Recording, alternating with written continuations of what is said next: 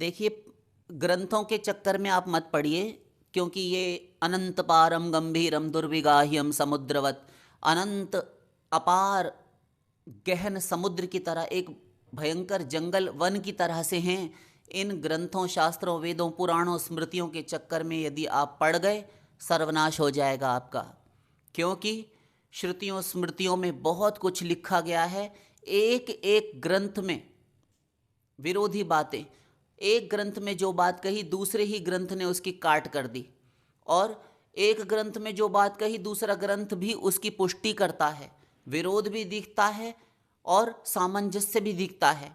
छोड़िए, एक ही ग्रंथ में 2 3 4 प्रकार की बातें कही गई हैं।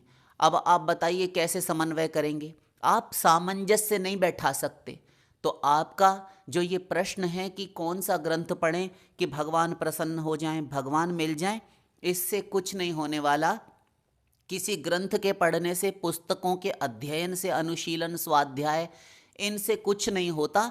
ये केवल सांसारिक कार्य जैसे आप करते हैं शारीरिक रूप से, ऐसे ही केवल शरीरेंद्रिय से किए जाने वाले कर्म हैं। इनका कोई विशेष रूप से फल नहीं है यदि आप समझ नहीं पाए, और बिना गुरु के आप समझ भी नहीं सकते। ठीक है ना? तो ये जो रामायण जी पढ़ते रहते हैं, पूर्ण हो जाती हैं उत्तरकांड तक, फिर प्रथम सोपान बालकांड से प्रारंभ कर देते हैं। हमारे देश में ऐसे कुछ वयोवृद्ध आज भी हैं जो जिनका जीवन रहा है इसी में कि वे गीता जी का पारायण करते रहते हैं, पाठ करते हैं, गीता जी के उपासक हैं, श्रीमद् भागवत जी के उपासक हैं, रामायण जी के उपासक हैं, सभी ग्रंथों का पठन पाठन स्वाध्याय करते हैं। किंतु आप एक बात बताइए कि ये लगातार पाठ करने से पूरा जीवन हो गया, मिला क्या? कुछ भी नहीं मिला। इन्हें पढ़ते रहने से, माथा पच्ची करने से, खोपड़ा भंजन करके आंखें फोड़ने से कुछ नहीं होता। जो व्यक्ति सदा किताबों में, ग्रंथों में घुसा रहेगा, वह शंकाओं पर शंकाएं, डाउट्स पर डाउट्स पैदा करता रहेगा। उसके अंदर नई नई जिज्ञासाएं, तमाम सारे डाउट, भ्रम, संदेह, संशय बने रहेंगे। और अज्ञश्च श्रद्धानश्च संशयात्मा विनश्यति। जो अज्ञानी है और अश्रद्धालु है, वो संशयालु हो जाता है व्यक्ति, क्योंकि उसमें श्रद्धा होती नहीं हरि गुरु शास्त्रों के प्रति। जिन शास्त्रों को पढ़ रहा है उनके प्रति भी श्रद्धा नहीं है, केवल आंखों से देखकर, रसना से, वाणी से पाठ कर रहा है, समझने की चेष्टा कर रहा है बुद्धि से। बुद्धि है माइक, और उन ग्रंथों को लिखने वाले या तो माया मुक्त, जीवन मुक्त अमलात्मा परमहंस वेदव्यास जी, अन्य अन्य महापुरुष हैं, अथवा स्वयं साक्षात भगवान हैं। जाकी सहज श्वास श्रुतिचारी, ऐसा है। अब माइक बुद्धि, माया के वश में जो बुद्धि है, मन है, वे इंद्रियां हैं, वे माया से परे वाले ग्रंथों को कैसे समझेंगी? तो ये सब फालतू की बातें हैं। किसी ग्रंथ को मत पढ़िए, इनसे कुछ नहीं होता। बैठकर वो साधना कब करेगा? साधना करने से होता है। प्रणिधानाद्वा, भगवान की उपासना करो। वेद कहता है, नायमात्मा प्रवचनेन लभ्यो न मेधया न बहुना श्रुतेन यमे वैश वृणुते तेन लभ्यस्तस्यैष आत्मा विवृणुते तनुग्वम स्वाम, कठोपनिषद। बहुत ज़्यादा सुनने से, बहुत बड़ी लंबी चौड़ी सरस्वती बृहस्पति की बुद्धि प्राप्त कर लेने से, बड़े बड़े व्याख्यान दे देने से, शास्त्र वेदों के अनुशीलन पठन पाठन से, स्वाध्याय से, ये सब से कुछ नहीं होता। फिर कैसे होता है? यमे वैश वृणुते तेन लभ्य, जिस पर उस ईश्वर ने कृपा कर दी, उसी ने उसको प्राप्त कर लिया। शेष कोई नहीं जान सकता। इसीलिए कहते हैं कि कोई ग्रंथ मत पढ़िए। वेद ने ही कहा, तज्जलानीति शांत उपासीत, उसकी उपासना करो, उपासना करो। हमें पढ़ो ऐसा नहीं कहा। तो देखिए, किसी भी धर्म ग्रंथ से भगवान तो मिलने से रहे। हजारों डाउट्स, शंकाएं, टेंशन, संशय जन्म ले लेंगे आपके मन मस्तिष्क में, क्योंकि आप एक ग्रंथ को पढ़ेंगे और रख देंगे, दूसरा उठाएंगे, पढ़ना शुरू कर देंगे। उससे हटकर विपरीत बात, विरोधी बात लिखी है। आप समन्वय नहीं कर पाएंगे, सामंजस्य नहीं बैठा पाएंगे कि क्या सही है और क्या गलत, किसे माने और किसे ना माने। और आश्चर्य ये है, ध्यान दीजिए एक एक पॉइंट पर, आश्चर्य ये है कि सारी ही बातें बिल्कुल सही हैं, सत्य हैं, गलत एक भी नहीं, क्योंकि सारे शास्त्र वेद ग्रंथ करणा पाटव विप्रलिप्सा भ्रम और प्रमाद से सर्वथा असंस्पृष्ट हैं, अछूते हैं, और आप इन चारों दोषों से युक्त हैं। अब आप अपनी माइक बुद्धि से ही उनका निर्णय करेंगे, कुछ नहीं समझ पाएंगे, बाद में आप नास्तिक अवश्य बन जाएंगे। तो विरोधाभास सा दिखाई पड़ता है। छोड़िए एक दूसरे की, एक ही ग्रंथ में हजारों बातें। ऐसे में एक भोला भाला व्यक्ति किताबें ग्रंथ पढ़ पढ़कर अपनी बुद्धि से पागल हो सकता है, समझ नहीं सकता। ब्रह्मा जी नहीं समझ सके वेदों को, शास्त्रों को। जन्माद्यस्य यतोऽन्वयादितरतश्चार्थेष्वभिज्ञस्वराट् तेने ब्रह्म हृदय आदि कवये मुह्यन्ति यत्सूरयः तेजो वारि मृदां यथा विनिमयो यत्र त्रिसर्गो मृषा धाम्ना स्वेन सदा निरस्तकुहकं सत्यं परं धीमहि। भागवत 1:1-1। ये भागवत के प्रथम स्कंद के प्रथम अध्याय का प्रथम श्लोक, यहीं से प्रारंभ होती है भागवत जी। ब्रह्मा जी ऐसे बैठे रहे ठूंठ की तरह, उनको कुछ दिमाग ही नहीं, जैसे चारों मस्तिष्क में अकल नहीं, किंग कर्तव्य विमूढ़ से। तब भगवान ने अपनी अचिंत योग शक्ति से उनके हृदय गह्वर में ज्ञान का संचार किया। वेद को अर्ना ब्रह्मा भी नहीं समझ सके थे, उनसे बड़ा कौन है? समझ नहीं सकता कोई भी।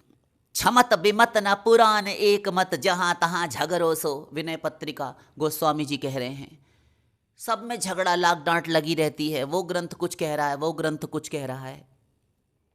श्रुतिर्विभिन्ना स्मृतयो विभिन्ना नैको मुनिर् यस्य वचः प्रमाणम् ग्रंथस्य तत्त्वं निहितं गुहायां महाजनो येन गतः सपन्थाः।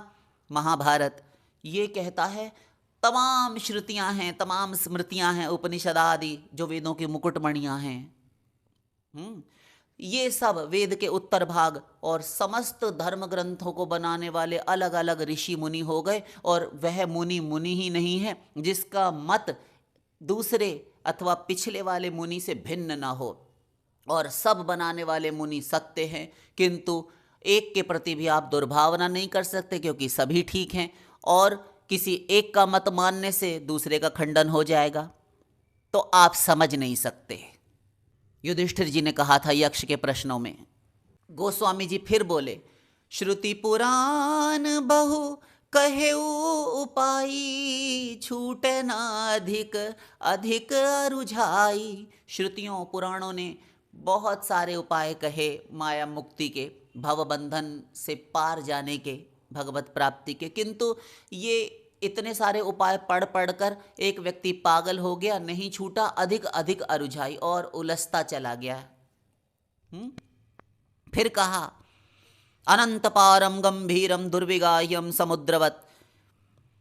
तो ये 3 प्रकार के ग्रंथ होते हैं। इन तीनों ग्रंथों में सब प्रकार के ग्रंथ आ जाते हैं। तो वो श्रुतियां स्मृतियां भी असंख्य हैं। सारी आयु आपकी उनके पन्ने पलटते पलटते ही बीत जाएगी, कुछ नहीं समझ में आएगा, समझ में पत्थर आएगा। तो एक वाक्य में ब्रह्मा जी ने समझाया कि तुम्हारी गंदी आदतें हैं, वासनाएं हैं मन में, काम क्रोध लोभ मोह अहंकार मद मात्सर्य ईर्ष्या राग द्वेष पाखंड करणा पाटव विप्रलिप्सा भ्रम प्रमाद, इन सब से ग्रस्त तुम्हारी बुद्धि है। अभिमान तुम में छोटी छोटी बातों पर आ जाता है। आयु नष्ट हो जाएगी, कलयुगी शरीर है, कब नष्ट हो जाएगा कुछ नहीं पता। कलयुगी बुद्धि है, दोषों से युक्त है। गुरु की बात भी तुम नहीं मानते, शास्त्रों में गुरु की बात में विश्वास नहीं, दृढ़ श्रद्धा नहीं, तो क्या समझ पाओगे तुम, कितना पढ़ोगे तुम?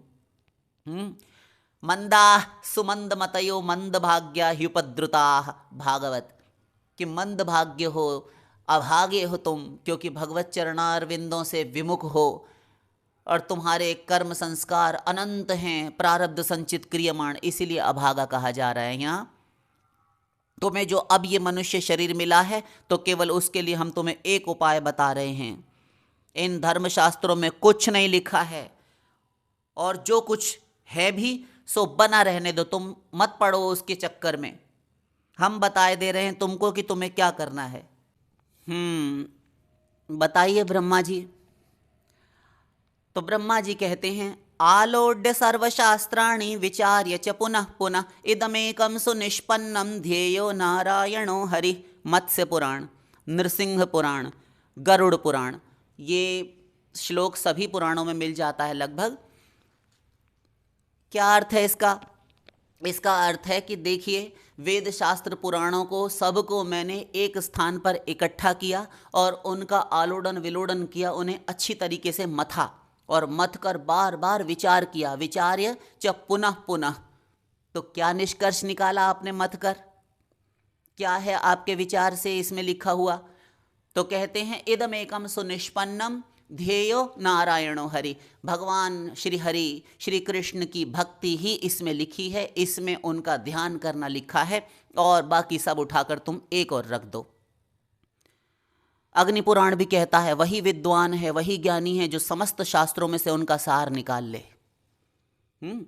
फिर कहा, भगवान ब्रह्म कात्स्नर्येण तृणन् वीक्ष्य मनीषया तदद्यवस्यत् कूटस्थो रतिरात्मन् यतो भवेत्। भागवत। भगवान ब्रह्मा ने, फिर ब्रह्मा जी का नाम आया, उन्होंने त्रिरन वीक्ष्य मनीषया, अपनी मनीषा से अर्थात साधारण मनुष्य की बुद्धि नहीं, योग बुद्धि से मथा और एक निष्कर्ष निकाला। क्या? रतिरात्मन यतो भवेत। भगवान के चरणों में जिस साधन से जैसे कैसे भी आपका प्रेम होना चाहिए, आपने भगवान से प्रेम कर लिया। यदि आपको भगवान के चरणों में प्रेम प्राप्त हो गया तो बस कर लिया आपने, सब कुछ हो गया आपका। पढ़ना लिखना, स्वाध्याय करना वेदों का और कर्म धर्म का जो भी पालन था सब कर लिया आपने। जो श्रुति स्मृतियों में कहा गया वह आपने कर लिया। क्यों? क्योंकि आचार प्रभवो धर्म, धर्मस्य प्रभुरच्युतः। हमारे शास्त्र कहता है कि आचार जो कर्म धर्म है, इसके प्रभु धर्म हैं और धर्म के प्रभु भगवान अच्युत हैं, श्री कृष्ण हैं। धर्मस्वनिष्ठितः पुंसां विश्वक्सेन कथासु यः नोत्पादयेद् यदि रतिं श्रम एव हि केवलम। भागवत। फिर कहा, वर्ण आश्रम धर्म का सही सही पालन करके जो मिलता है उसका फल है भगवान के चरणों में प्रेम हो जाना। स्वर्ग भुक्ति मुक्ति प्राप्त करना इनका फल नहीं है। और नहीं हुआ, भगवान के चरणों में प्रेम नहीं आया, तो श्रम एव ही केवलम, निराश्रम ही श्रम, परिश्रम हाथ लगा उसको, कुछ फल नहीं है उसका। यथा खरः चंदन भारवाही, जिस प्रकार गधे ने जीवन भर चंदन का बोझ ढोया किंतु उसको गंध से कोई मतलब नहीं, उसे पता ही नहीं कितनी कीमती वस्तु उसकी पीठ पर लादी गई थी आज तक, ऐसे ही हमने सबका भार वहन किया। तो आप समझ गए होंगे। तो भगवान का ध्यान, सुमिरन, भजन, स्मरण कीजिए, उनको याद कीजिए। इसी को भजन अथवा भक्ति या उपासना कहते हैं। और कुछ पढ़ने सुनने की ज़रूरत नहीं है, सदा भगवान का चिंतन स्मरण कीजिए। अश्रु विमोचन करते हुए, रोते हुए भगवान से एकांत में प्रार्थना कीजिए कि प्रभु मुझे अपना लीजिए, मुझे अपना प्रेम दीजिए, अपना निष्काम प्रेम, अपनी अहेतु की भक्ति, अहेतु की अष्टयामी निष्काम सेवा प्रदान कीजिए नाथ। बस हो गया। शेष फिर वृंदावन विहारी लाल की।